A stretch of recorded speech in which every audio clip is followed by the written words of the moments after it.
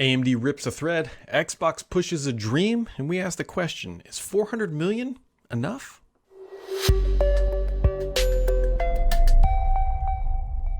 Happy Friday, friends. The week has come. The week is gone. It has been, we're wrapping up Techtober, whatever you want to call it. I can't believe October is somehow like nearly over.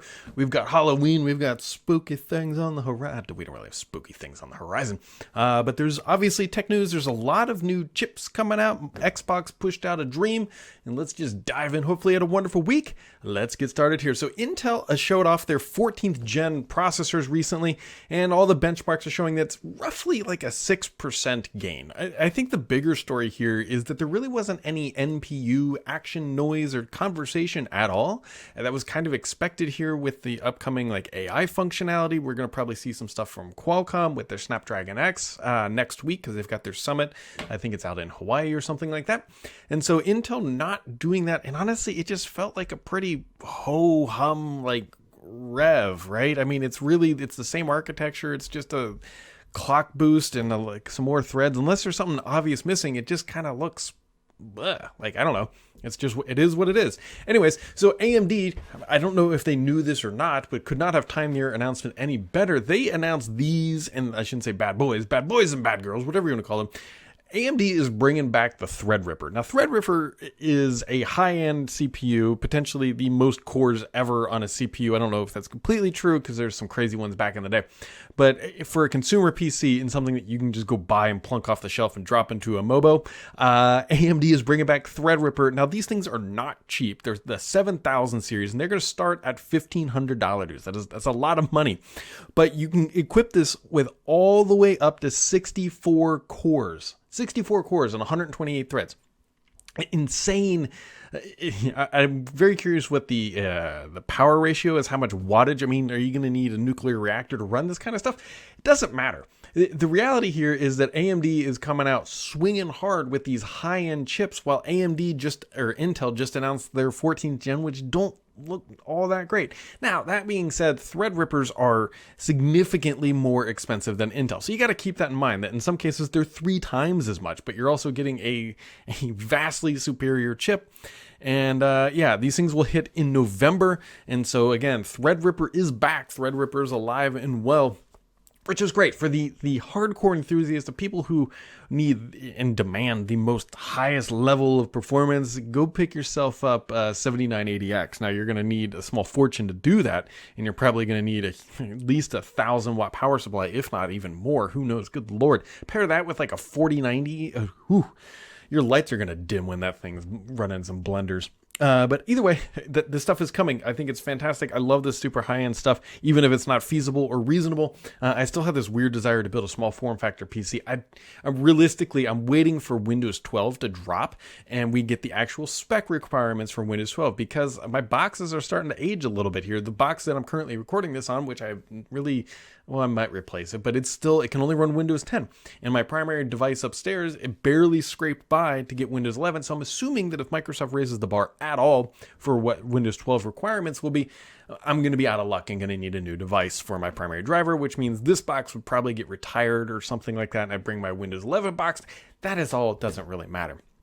So I want to wait and see what those specs are, and then make sure that whatever I build or do or along that line will work out for the long haul. At least that's the hope. Amazon reportedly signed a deal with Microsoft for more than 1 million Microsoft 365 seats. So this is supposedly $1 billion billion dollar deal over 5 years or something like that.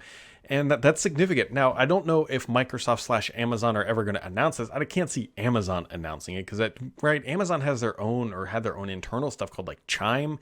Clearly that just didn't work out, and maybe they realized like, hey, rolling your own stuff, becoming a productivity player just isn't in the works for Amazon. They're going to stick with AWS, and Microsoft wins at that. But Amazon's not going to promote that, and they might tell Microsoft like, hey, you can't promote this either. So be on the lookout for potentially the next quarter earnings where they say an unnamed third party purchased a significant number of seats, something like that. Now, super interesting, according to Windows Central, and I can collaborate this, is that Windows 11 has passed more than 400 million monthly active devices. Now, super also important with this is actually Satya Nadella posted his annual letter on LinkedIn. And in that, he actually says, hey, Windows 11 more than doubled in the past year. And so the question becomes, is 400 million Windows 11 devices, is that good? Like candidly, is that good? We know that Microsoft said last year there were about roughly 1.4 billion active Windows devices, which means there's about 1 billion active Windows 10-ish devices. I'm sure there's some small fraction of Windows 7 and some crazy other Windows CE stuff still farting around in there, but let's be super generous and say there's 100 million of that. So 900 million Windows 10 devices versus 400 million, something like that, of Windows 11.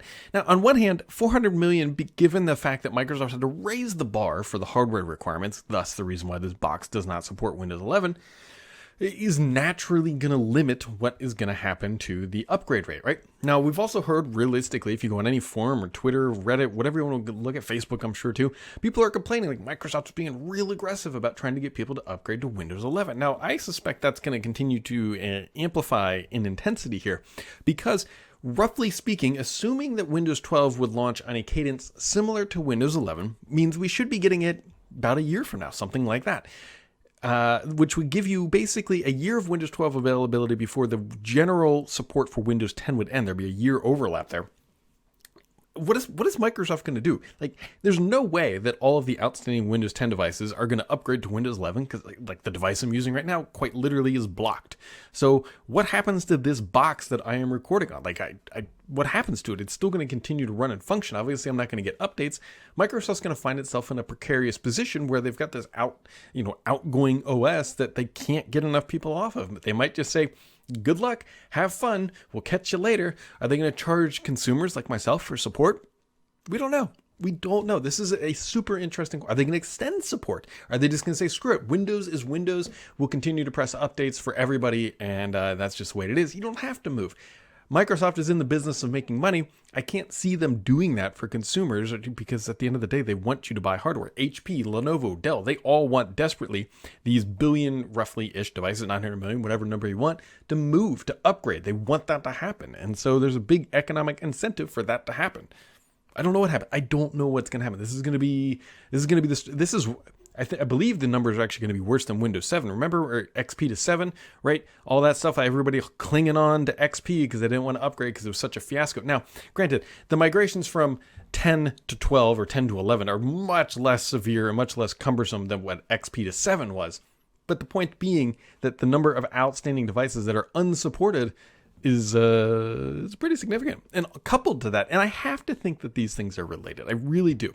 Windows 7 keys will no longer work. Realistically, if you need to activate Windows and you don't have a key, you got to buy a new one. You can't go grab a 7 or 8 key anymore. And I think this is all related. I think Microsoft's looking at that list and going like, man, we got all these devices that are unsupported. We don't want them to just move to Windows 11 for free at this point. We've tried. You know what they're going to say? Look, in a conference room, look, people, we tried our best. We gave them all the opportunity to upgrade. They didn't want to do it while it was free, and we're sorry. You had 2 years to do it and you didn't. So now you got to buy a key and we got to make money. I bet that's part of the conversation. They're like 900 million, 1 billion devices times $20 or whatever the going rate is for that upgrade. I mean, that adds up. That's a significant stream of revenue. So there you go. I do think these things are related. And so Microsoft, I don't think will ever admit that, but come on, guys, anybody listening to this is not dumb. You can see why they would do this. So either way, that's that. I think 400 million Windows 11 is actually decent. I wouldn't say it's exceptional, just because of it's not. There's so many Windows 10 devices out there, but I don't think it's if it was 100 million, that'd be rough. That'd be really rough. So, also, other things happening in the world of Microsoft and Windows. The Windows Store now loads significantly faster, unlike its cousin, the File Explorer, which is you click and wait experience. The Windows Store is getting faster and faster at loading time. So there you go. On to the gaming news, because there is gaming news to talk about here. So the FTC is still unhappy with this whole merger thing, or acquisition of Activision Blizzard. Xbox is now Xbox Duty, Xbox Call of Duty, Xbox Diablo. That is a thing now. It's Microsoft Diablo 4. That is the thing. FTC doesn't want it to be a thing, and they're going to try to fight. They're going to try to fight it, but the reality here is, I think it's not even an uphill battle. It's like there's a big moat and then an uphill. At this point, I don't think they're going to do anything. It's more just noise. So, other things happening here is Microsoft. If you're on the video side, they debuted a new commercial, and so yeah, the power of your dreams is coming back. And I don't want to watch this whole thing if you're on the video side, but the whole idea here is that they're reviving power of your dreams, and they have this. It's a commercial, but I mean, it's like 3 minutes long or something like that. So it's not long. I do want to point out one very specific thing. There is a sequence in this video where the individual, the actor, she goes into an elevator and punches in a random code, or there's random lights shining on the elevator buttons. Now, like any good Xbox connoisseur or person who just enjoys these things, the first thing you think is like, Mason, what do the numbers mean? What do they mean, Mason? They don't mean anything. John Muncie over at Microsoft said, look, there's no Easter egg at this time. He said the last time we did that, it led to a discovery of a random Reddit post featuring a magazine with a $400 device on the cover, and everyone thought that would be the price of the Series X. So you should go watch the video if you like the Power of Your Dreams stuff. It's pretty well done. It's a commercial at the end of the day. I mean, there's nothing exceptional in there. I think Hellblade 2 was shown off, so maybe that's notable for everybody. But either way, Power of Your Dreams is back, and so just keep that in mind. Just keep that in mind. Other interesting things happening in the world of Xbox. Starfield, little surprise, was the best-selling game in September, according to a couple different publications. So that's good for Microsoft, right? You sell a game, you make $1. That's the point of business at the end of the day. And finally, wrapping it up here, Phil Spencer says, do not expect Activision games to arrive on Xbox before 2024. And that is that. So, no Call of Duty. If you're planning to play the Duty of Call, as I am this fall, you will need to buy it to join us all. I didn't really intend for that to rhyme, but you know what? It's just been a whatever. It has been a whatever. So, on to the questions this week, my friends, because they are great. So, Greg Edwards jumps in and says, back in the summer, Google launched a Pixel tablet, which was designed to sort of replace their Nest Home Hub conceptually. It's a good tablet, but I don't really think it caught fire in the way that Google would hope. Then a few weeks ago, the Google Pixel 8 and Pro and Watch 2 event, I think a lot of folks were, like I fall into this bucket, we're hoping to see some Nest and Home products, such as a Chromecast, more Nest speakers, cameras, locks, sensors, the whole thing. What do you make of this relative death of these smart home devices from Google? Like, I fall into this bucket. I've got a bunch of Nest cameras. I would love to see them continuing to invest in this, right? Remember the Nest thermostat? I think that's what a lot of people, like myself, got into that ecosystem, right? It was different. Google acquired that company, and then all of a sudden they have this ecosystem of products, but now it just feels like it's stagnated. There's another company out there called Ecobee. Well, I do not have any of their products, and I cannot tell you the quality and or disquality or customer service or anything about it. They continue to innovate much better than Google Nest has done, where Nest has sort of just flatlined. Ecobee continues to put out impressive products. And so that would be a space that you might want to look at if you are not in the smart home. I think most of us have, a lot of us, I should say, have things like this. But yeah, the Nest Home products, like, I think they work great, and I'm too far down the rabbit hole. Like, I don't want to replace all the cameras that I have and the thermostat and other things, but there's nothing exciting coming from them. I don't really know. And so, yeah, I would love to see them just continue to release anything for it. Their last big update, if I remember correctly, was their Nest IQ cameras, which upped their resolution to 4K and did some better facial recognition and other things like that. But not a whole lot else. I don't know. I think Google had a play here with Nest. I think Nest was a great brand, but at the end of the day, Google, like many things, probably just got bored with it. I don't know. The fact that we didn't see anything this fall and we didn't see anything from the Pixel event or even I/O for that matter, I don't know. It's a great question, honestly. Mad Thinus says, is it just me, or does the 400 million number for Windows 11 users surprise anybody? I thought it would be less, yet at 28% market share of Windows' total 1.4 billion users, that's still a large audience that is the mostly treated badly by Microsoft. Yes, Windows 11 users like myself and yourself and people listening to this, you get thrashed around with updates and everything else. Now, Microsoft, behind the curtains, was actually saying, like, part of the reason we think it's doing so well is all these frequent updates.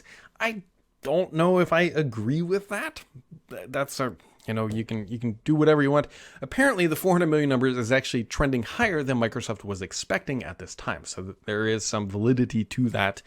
And so, like I said previously in the podcast, it does surprise me a little bit. I think it's a little bit more rosy, but again, like you're looking at the number, which is fine. 400 million is not nothing. Like let's be real here. 400 million monthly active devices. That's a lot of people. Like that's a lot. That's 400 million, maybe not 400 million people, but 400 million devices. Like I account for several of those MAUs. But let's just say it's 300 million people. I don't know what the number is. It doesn't matter. It's still an impressive number that Microsoft has been able to move to this new operating system, despite the fact that they really jacked around the requirements for the hardware. Mr. PKI dropping 2 questions. He said, you mentioned that Windows 12 is about a year away based on the Windows 10 support expiration. When will we start seeing preview releases? Does Windows not need at least a year in beta or insider testing, or is that the past? So here we go. My expectation would be that they follow a similar pathway to what they did with Windows 11. So my expectation currently is that we'd probably see something in the June timeframe and a release in the October to November window, something like that. We're no longer in the Windows 7, Windows 8 days where we're going to get that long gestation period. Microsoft has very clearly indicated that that is not going to happen.